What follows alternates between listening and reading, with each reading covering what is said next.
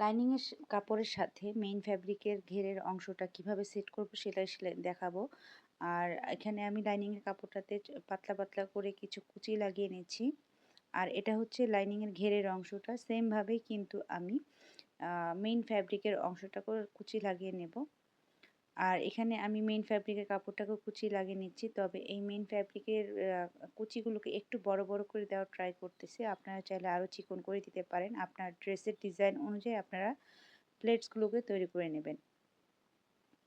এই যে দেখুন, আমি কিন্তু এই প্লেটসগুলো তৈরি করব ঠিক আমার যে পয়েন্টটা দেখতে পাচ্ছেন স্ক্রিনে, সেই পয়েন্ট পর্যন্ত আমি এই কুচিগুলো দেব এবং মাঝে কিছু অংশ বাদ রাখবো।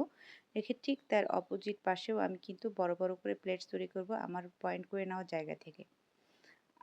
এই যে দেখুন কিভাবে করছি।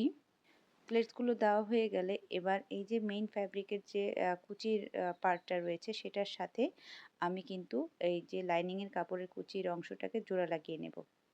দুটোকে একসাথে করে সেলাইয়ের জায়গাটাতে আমি সেলাই দিয়ে দিলেই কিন্তু দুটোর পার্ট একসাথে জয়েন্ট হয়ে যাবে।